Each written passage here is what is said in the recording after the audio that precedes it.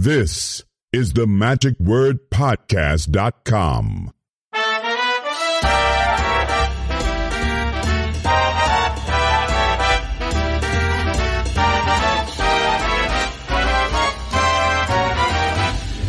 We're now into the beginning of day 2 at Abbott's 87th get-together, 2025. And we're just finishing up breakfast, and I've got with me Jeff Jakorski. Good morning, Jeff. Hello, how are you? Great to see you. I am here, and I'm doing great. And good to see you then as well. I've enjoyed having a conversation, a chat here with you over breakfast as we finished, and we're getting ready to go and have some more things happening here today. And also with me is Mark DeSouza. Hey, Mark, how are you? Good morning, Scotty. It's good to see you again. Seems like that you and I are everywhere. Yeah, well, I'm kind of still recovering from Italy. Wait, aren't we at FISM still? Yeah. Yeah. Who's the next competitor? And the last act, what do you think about that one? It was a doozy. The guy gave me a good nap. They have Amish carriages in France? They don't. Oh. No, they don't. So tell me, at 11 o'clock here shortly, there are a couple of different activities happening, and you are kind of a security guy. What are you doing? Exactly. I'm the fellow who makes sure people have their badges on when they come in for the lectures and workshops and such, such as this morning at 11 o'clock at the dealers show at the Magic Dealers Room. Just kitty corner from the theater. And how long have you been coming to Abbott's? I've been coming to Abbott since 1980, so this is my 45th year, if you were to count everything. But only 2 years I missed. One 2020, obviously, and then one in 1993 when a scheduling conflict made it difficult. Yep. And how did you kind of get into helping the boarders with what you do in security? I think it was I was friends with Mr. John Dudley, the big teddy bear on the other end of the room, and we started chatting. And then I think his son, or who was helping him at the time, didn't want to do it anymore, and so he asked me if I wanted to, and here I am. I'd say it's been about 20 years. See what kind of a turkey or sucker sticks his heads up first. Exactly, right, exactly. But the main thing is I get to attend the place and I get to see everybody. You do. I was about to say everybody comes through and sees everybody you. Comes through, and yes, I've been given some wonderful compliments. Now, last evening we had just a great show. It was Lance Burton and Friends. What did you think about the kind of day one? We had a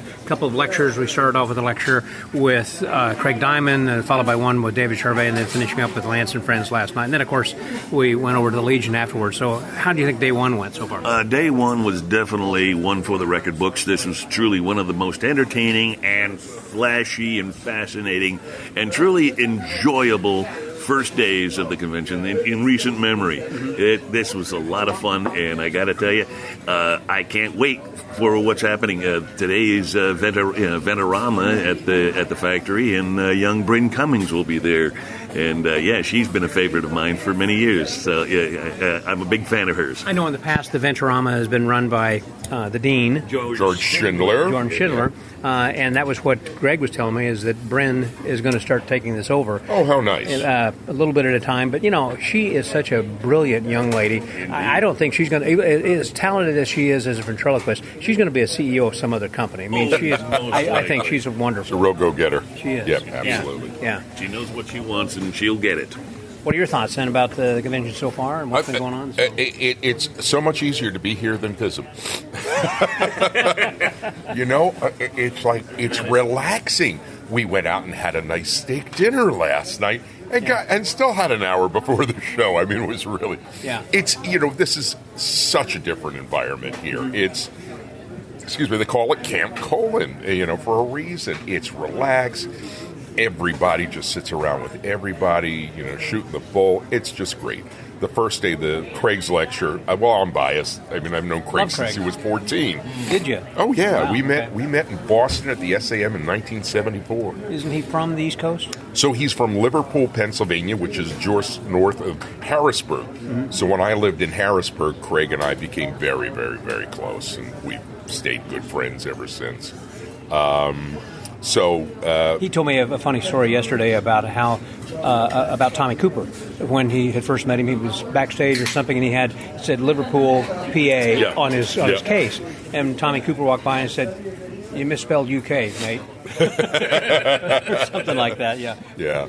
So Craig did a great lecture on cruise ships, very well received, despite the fact that literally no one in the crew was likely to be doing cruise ships. Yeah. But phenomenal information gathered by to other magicians. Absolutely, and so many other venues that you'd worked. Just great general advice. And then David Charvet did a fabulous lecture on the classics of magic, which, I love the classic. And I'm watching it. Yeah, I do that one. Yeah, I do that one. Yeah, I do that one. It's like, yeah. But, different handlings, different routines. I love the cards across that he's teaching. The cards across was incredible. Yep. It was so deceptive. I mean, even I was fooled. And then when he started telling us about it, he said, "Oh, well, that's very effective. That would be very effective for our audiences." Yeah. And I did a version of that Edwin Hooper created, similar, but the techniques were a little different, and it was in Linking Ring magazine. Well, David Gerard, David Gerard has Sure, something like that in his lecture notes.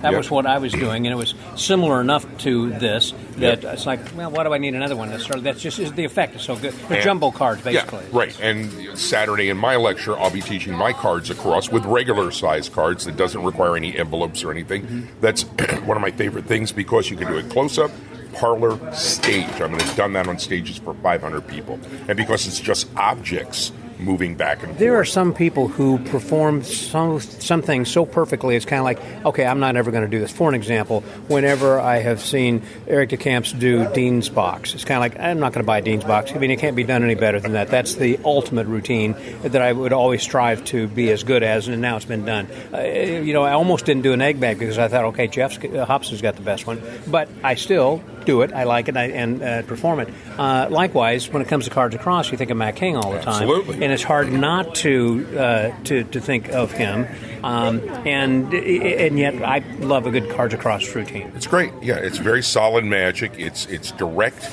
It's baffling. And with the proper personality, it could be fun as heck. Exactly. And I'm not a stand-up comedian, but there's a little humor in it. Just enough to get people giggling, and it's a great just trick. Natural humor. Yeah.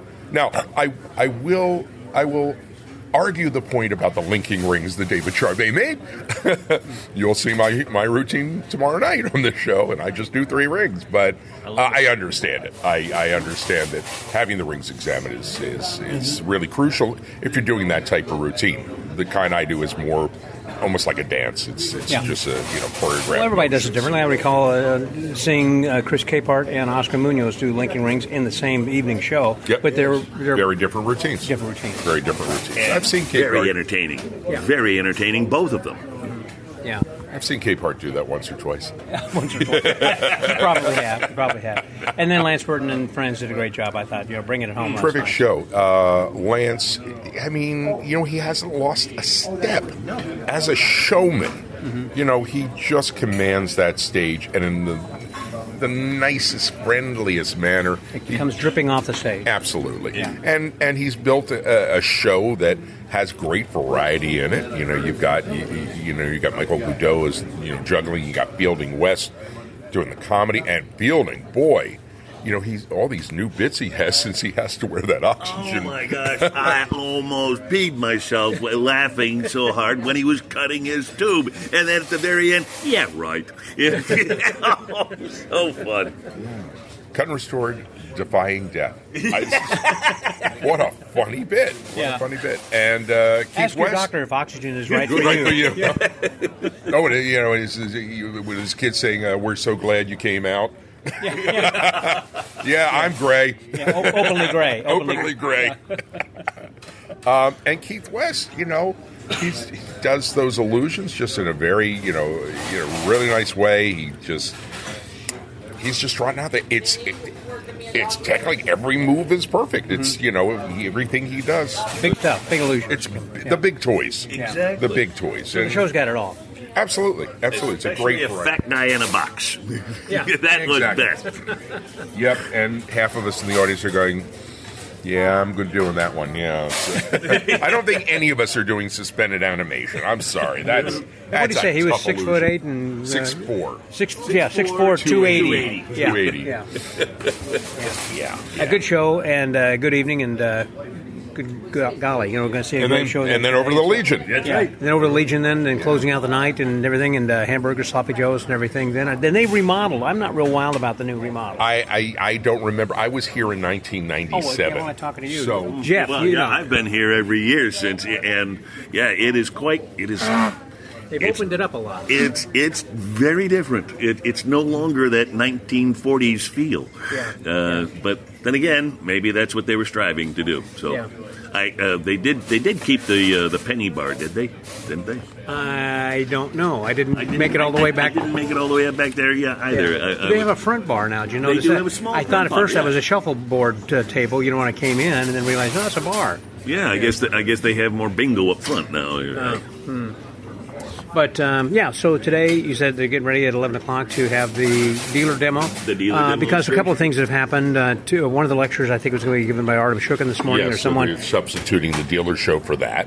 because of a visa problem. Yep. Same thing with Morton Christensen. Christensen visa problems, but then we'll have the Venorama, then the Graveyard Tour with Al the Only. I'm looking forward to that because the Graveyard Tour actually at 11 o'clock they're going to be having the dedication of. Stars on the Street here. Yeah, that's right out here. No, I'm talking about the state of Michigan is designating the cemetery as a historical. I didn't know that. Oh, that's great. The big green and gold sign. Yeah. Oh, great. Oh, that's certainly deserved. Yeah. And Yeah. the thing about the Graveyard Tour is there's always new people there. Indeed.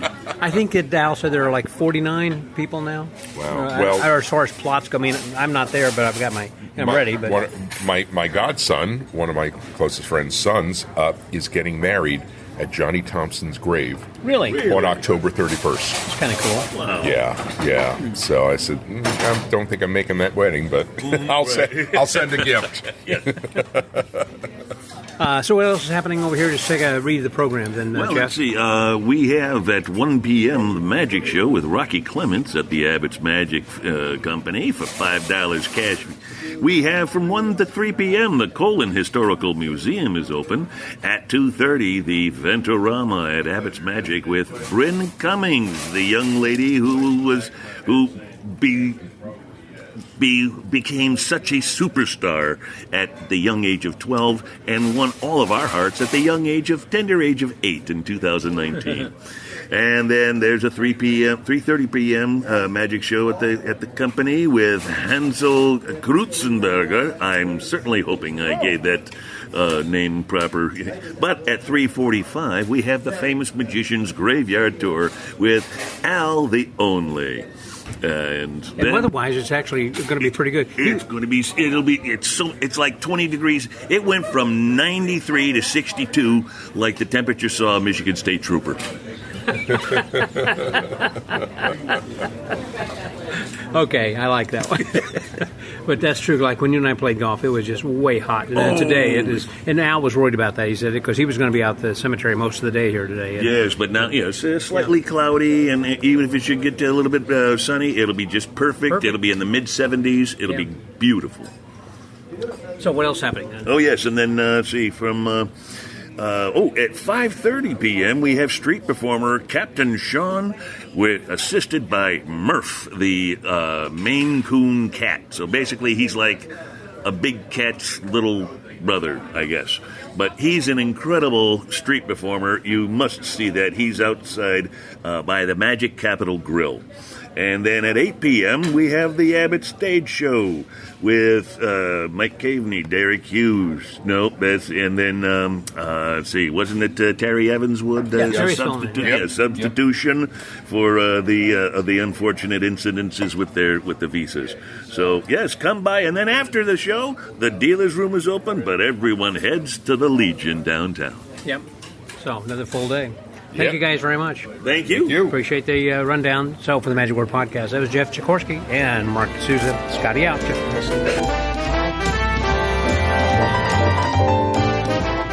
one of the people who you can count on coming to Abbott's Get Together every year and seeing him out under a tent hawking his wares, rain or shine, hot or cold, he's always going to be there. A good friend of mine who always comes very creative, a lot of really great ideas with cards and everything else.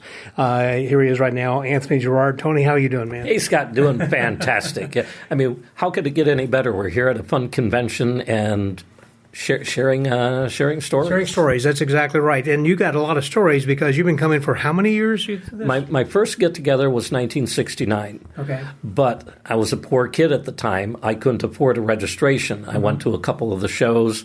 I didn't get my first registration until I think it was 1973.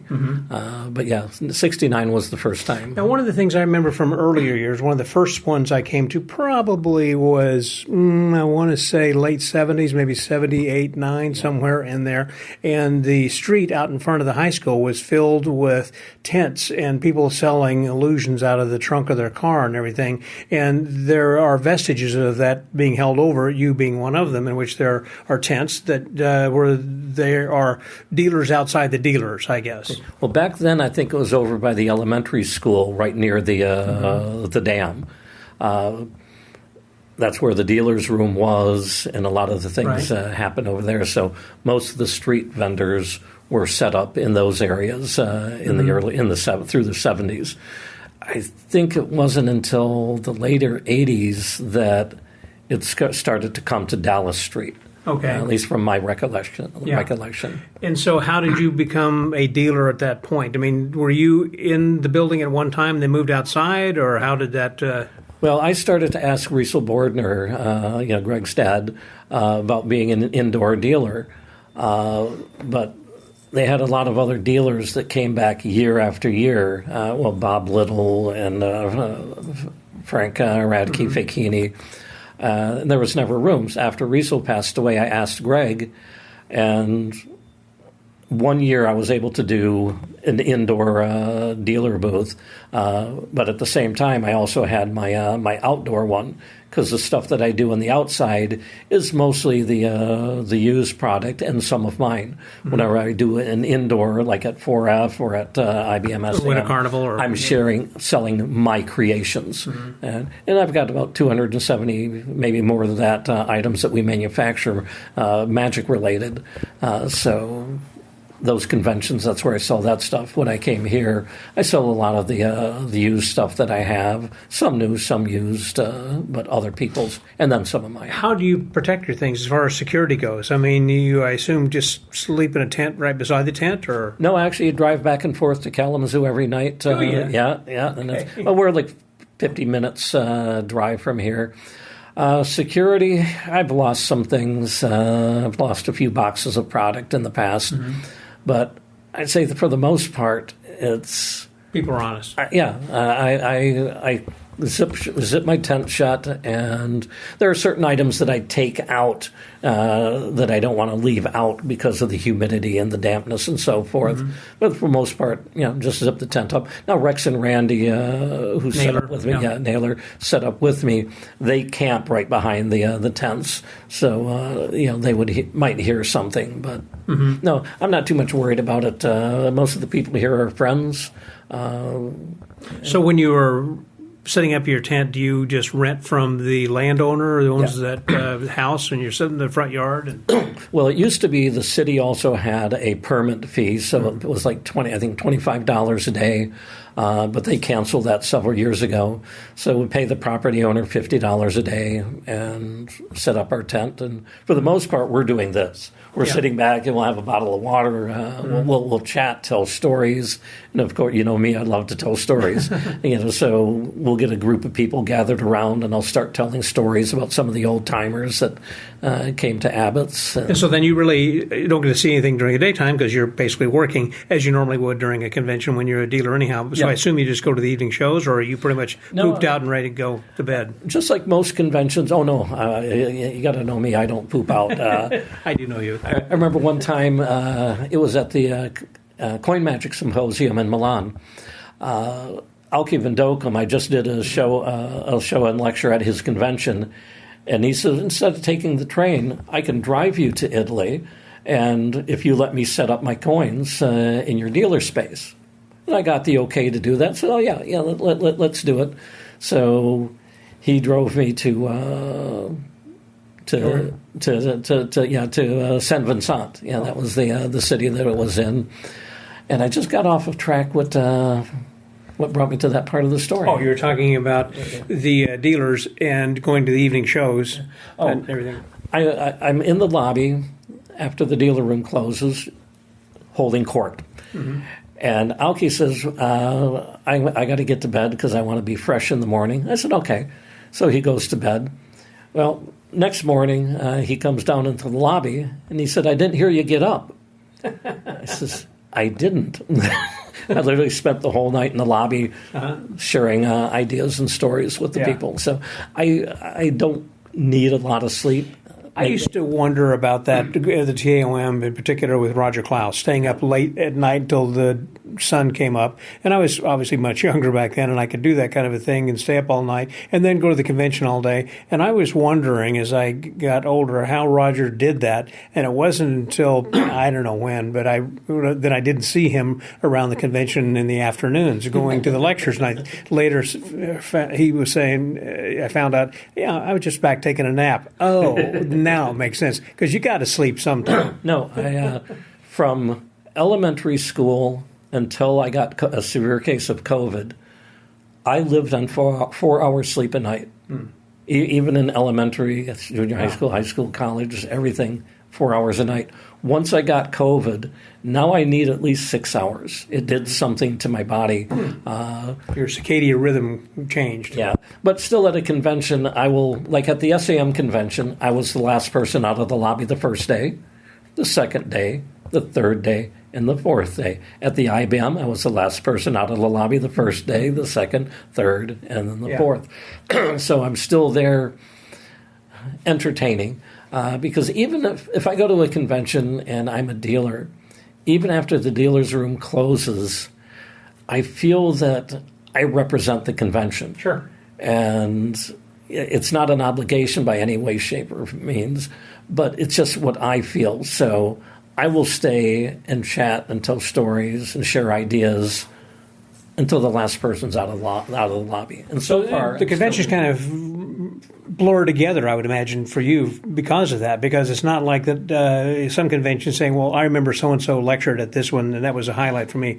But for you, I mean, people are kind of, again, like you say, you're holding court. People are coming to you, and you're staying up late or whatever. So one convention kind of rolls into the next as far as I would think your memory would be. Especially now that we're closing the brick-and-mortar shop after 52 years. It's going to allow me a lot more time to do more conventions, to do more lectures. In fact, this year we're doing 16 lectures and festivals, events. So it's a pretty busy schedule, but it's because I don't have to be at the shop 7 days a week anymore. Well, the only thing you've seen, I guess, was last night's show. What did you think of the Lance Burton and Friends? Well, we were starting to get into that part of the conversation earlier. I don't go to the shows. Okay. At the IBM, I don't go to the shows. At the SAM, I don't go to the shows. How about here? Here, I don't go to the shows. I hang out with the other people that don't go to the shows. I remember at the IBM convention in Grand Rapids, the show just started, and I walk into the lobby, and here are like 7 of the other acts from the convention gathered into the lobby because they don't watch the shows. I'd rather sit and share stories than watch a magic show. Right. And I've gone to a lot of shows in the past, but the last several years, I'm there mostly just to have fun.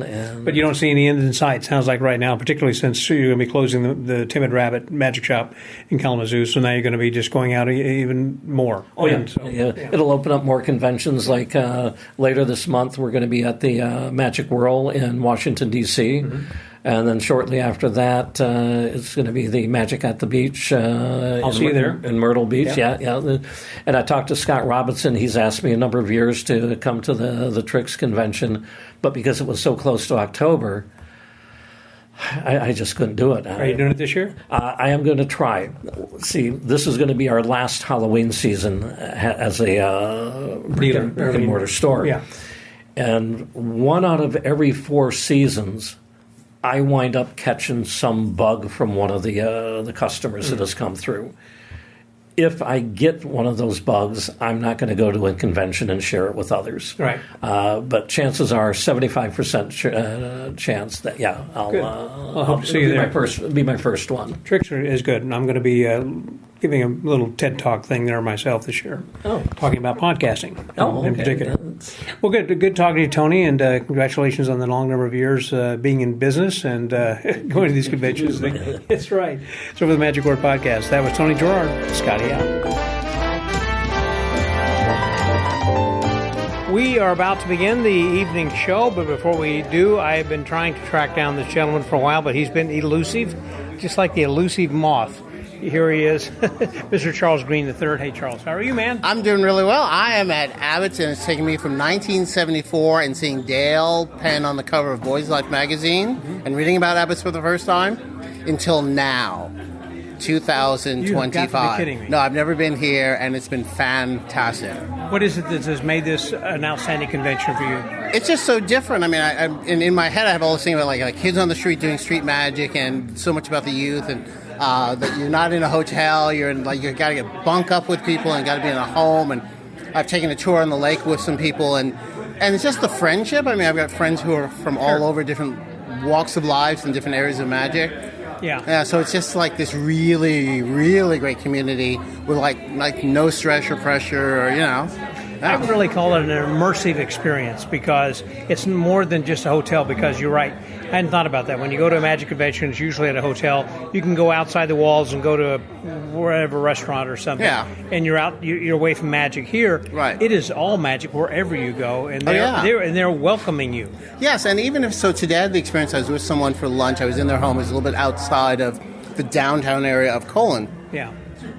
And I was in the car and for about a block, and I said, hey, I'm going to get out and just walk. I mean, someone else was driving me. Yeah. I said, I'm just going to walk because there's a yard sale. Sure. There's something else. And it's like, I know where I am. And I'm perfectly comfortable walking through the blocks here, and I know where I'm going. I'll eventually wind up at Abbott's. And then someone was like, hey, you're going back to the house? And I got a ride from them back to the house, where we are in Nottawa.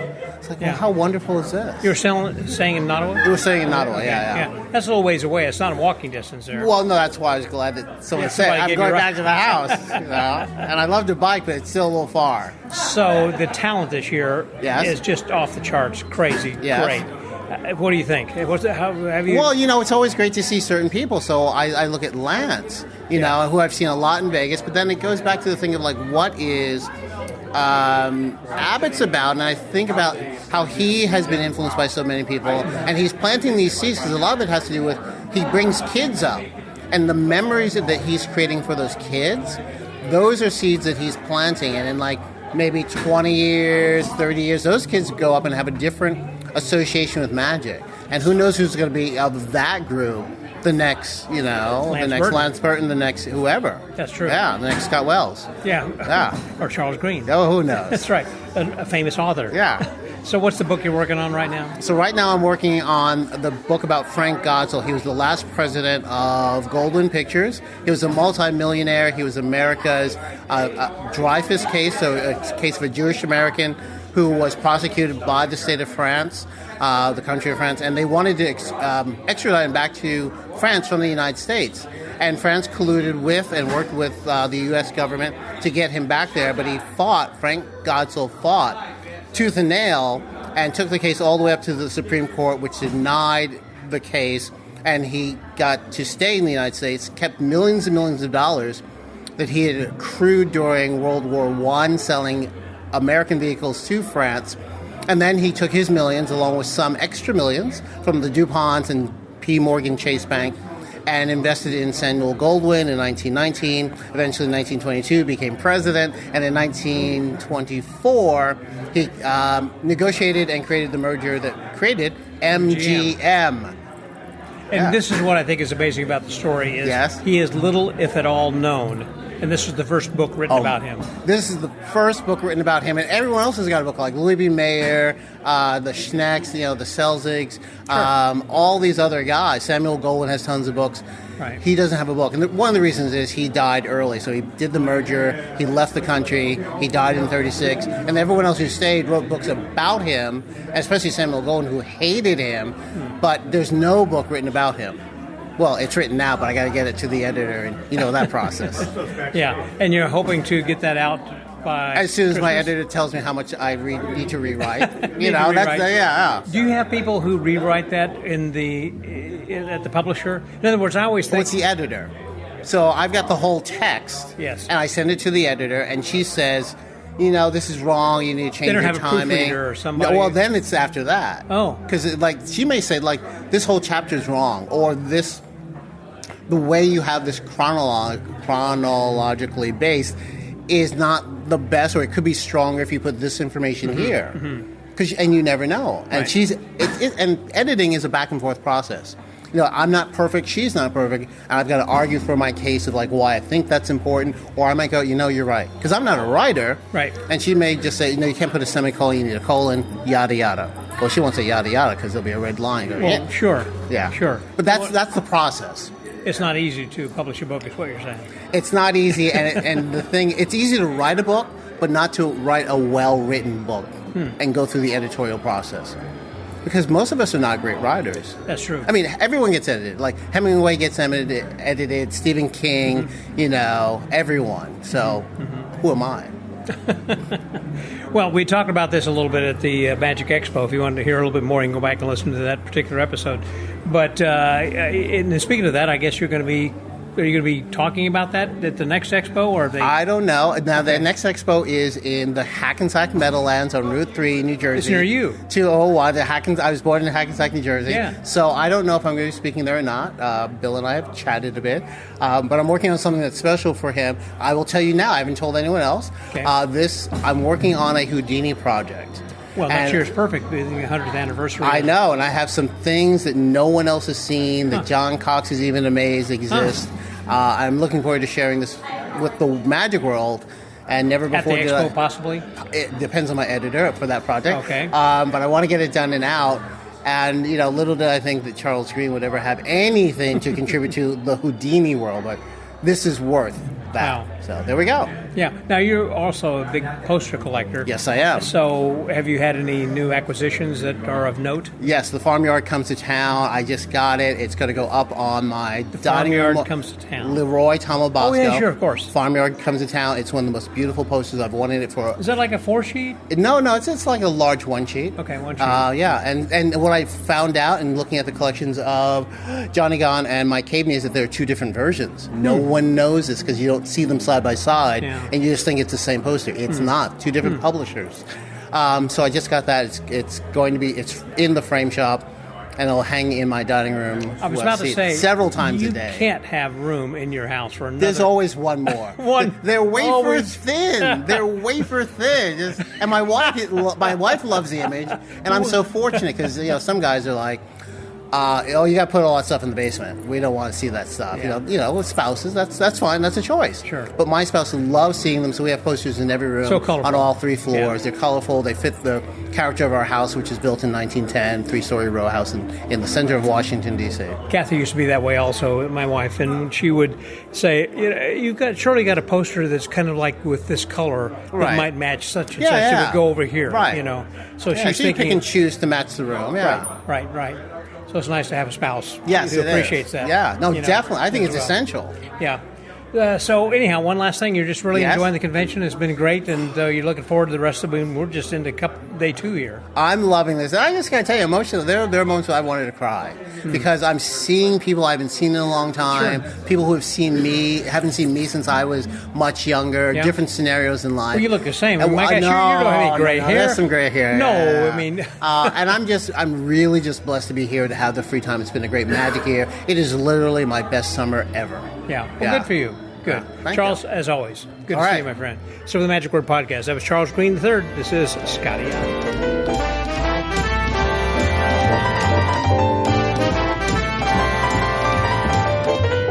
We had just finished the evening show here on, we are day 2, I think, actually.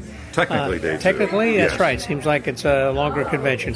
But then it's been a lot of convention for me. Yes. A lot of magic, it seems like. Around the world. That's right. And I'm here with David Charvet, another world traveler, and just visiting for a bit, and enjoyed your lecture there yesterday. Hello, you. David. Thank you. Good to be here. Appreciate it. Well, and you've been coming for a long number of years, haven't you? I came here the first time not to the get-together. I came here when I was with Stan Kramian's show, and we were actually at a prop that we needed to have repaired by the folks at Abbott's. We sent it ahead, and we were driving from Seattle to Philadelphia, and on the way, I stopped and picked it up, and there we are. So that was my first visit to Abbott's. That's like in 1980. Stopped in Philadelphia to pick it up. No, we stopped here, and then we went to Philadelphia. Oh, went to Philadelphia. I'm Yes. sorry. On the whole, I'd rather be in Philadelphia. Yes, there you go. But, Yeah, there was W.C. Fields. That's right. That's right. And as far as like this evening, we just finished the wonderful show. Yes. It was hosted by Mike Caveney, and we had then a great performance that was filled in since I forgot who it was who wasn't supposed to be here. I guess that Morton Christensen was Artem Shukin, I guess both was of supposed to them. be here Yeah. tonight. But we had Jeff Hobson actually kind of filled Yes. in admirably. So, Yes. Any comments on this evening's show? Well, they're all friends. friends, They're yeah. all friends. They're all great acts. Yeah. And when you put people who everyone likes, number one, they've seen them before, maybe, but they're like old family, and that's what Abbott's is Sure. about. It's like old home week. You've seen somebody before, they become your friend, and when they get up there and they do something different, you go, wow, that's great. So Right. and you don't see that at a lot of other conventions. Abbott's is not, they call it a get-together, and that's what it is. It's not truthfully a convention. It's not slick. It's not regimented. There's plenty of free time to visit with friends and people you've met through the years, and it is truly a get-together, so that's a great thing about And it. even the shows are not all that well structured from the standpoint that there is a lot of ad-lib going on Yeah. in that. And I'm saying that because of Terry Evanswood, who was one who'd filled in here Yes. this evening, did an admirable job, fantastic. But the things he was doing and bringing people on and having Debbie Bordner, wearing Who's a never cloak been and- on stage before. Never been on stage. And years ago, I had Greg on stage in my show for the first time. He said, ever. Yeah. He was the big closing feature, and he had no idea he was going to be that, and it brought How down the funny. house. Yeah. But I just thought that was funny the way that Terry was slinging water. He's doing the Exactly. sands of Egypt, Yep. and it was just so funny. No, it is. He's a good performer. And, of course, Yeah. 10,000 shows in Pigeon Forge will do that to you. So it will. It will. And everybody else, of course, just was very strong throughout the evening, and a lot of fun. And the rest of the convention has been pretty good. You've enjoyed? Oh, everything? absolutely.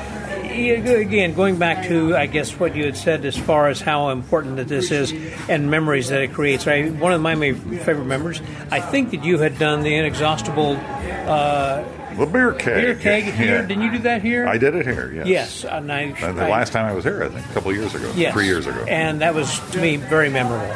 Something no one has seen for the most part. And that's the type of magic I search for. Things that are so old, they're new again. And that's do you it. just do it like a one-off, and once you do it, it's done, or do you? No, I did that actually before I did it here. I did it at the Magic Castle for a week for Oh, you did? 21 Okay. shows. So, All right. and I like it. It's different. And I did it back at the Milburn Christopher Awards when they did that. We did it back there. Did so. you do it at the expo, the Collectors Expo? I did in Minneapolis actually too. Okay, Yes. I was thinking I saw it twice. Yeah, because they did it at a supper club. Which is something we don't have in the West. They have supper No. clubs here. It was like an old nightclub. It was great. Live orchestra, the whole bit was really great. Right, So right. that took me right back to the element I wish I would have been in. As John Calvert told me years ago, David, you were born 40 years too late. Well, you have that Harry Blackstone Jr. voice. Well, and you yeah. have filled in for him. I carried on, you might Carried say. on, I should yes, say, that's yeah, it. yeah. But yeah, and I've had this voice since I was 14, so Yeah. here we are. But Have you done radio? lots of radio, lots stuff? of radio and TV up in the Northwest. So yeah, voiceover type of stuff. And everything? yeah, and it's TV commercials and all that stuff. Yeah, tons and tons of them over the years. So it's been great fun, and I still do an occasional one now. But the But the way that you sound so much, I think, like Harry Jr., it's just amazing. And then whenever you dress like him, and even the chuckle you have. It was never intentional, really. I kind of sounded like this. Yeah. And I knew Harry. I mean, and we knew each other, and it was great. I never doubled for him or did anything like that. But it kind of just worked out. And it was, I'm honored to do it. I'll be doing a little bit of Blackstone tomorrow as well, and when I'm on the show. Is Gay going to be assisting you then? You won't see her, but she will probably be assisting, yes. Okay, yeah, very well. I'll say no more. Wink, wink, okay. As will Bill Smith, who was on the show for 10 years with Harry. Did you assist as well? No, I never did. I worked on shows with him. I worked at the IBM in 1990 in St. Louis at the Kiel Opera House. But you didn't travel with him the way Bill Smith did? No. But we knew each other, and I worked on Magic Cruise with him back years ago, and a couple other times. The last time I saw him was a year before he passed, which was Stan Kramian's Magic Jamboree in Portland. I emceed the show, and he was the closing act. So, it was great. We shared the dressing room even in that one, so it was great fun. Yeah, great guy. A lot of things are changing, and you have to go with modern change, and I say that because when I went to the Legion last evening, that they remodeled and everything has changed over there. And over the past years, it used to be that they would have a big Saturday night fireworks show, and they don't do that anymore. There's some things they've added, some things they've taken away, and it's just a matter of change, I guess. Everything evolves. Nothing is forever, which is why it's important to attend to these things when you can, because they may not be here forever, and then none of us may be here forever, so it's a good idea. As proven by today at the cemetery, Yeah, exactly. We were going there, and there must have been over 100 people who attended. It was beautiful weather, by the way, today. Exactly. It was great. And the cool thing, I think, is how the state has designated this as a historic site. It should be, especially for the world of magic, because there are so many greats there and it's all in one place. It's pretty fascinating how it happened just by accident, really. Pretty much by accident. Have you thought about where you're going to be laid to rest? Well, you never like to think about that, but I would love to be here. I don't know if my wife in Portland, Oregon would want to come here to visit me, but here we are. So put up a little marker or something, or plant a tree for me or something. That'd be fine. I'm happy with that. That's it. Exactly. Yeah. Well, David, thanks very much. Appreciate your time. I'm glad you enjoyed the convention. Always. As you always do. And I'll see you from the stage tomorrow. See you there. I'll give you a nod. All right. For the Magic Word Podcast, that was David Seabach. That was David Charvet. Sergey Seabach. Thank you, Scott. Charvet, Scotty out.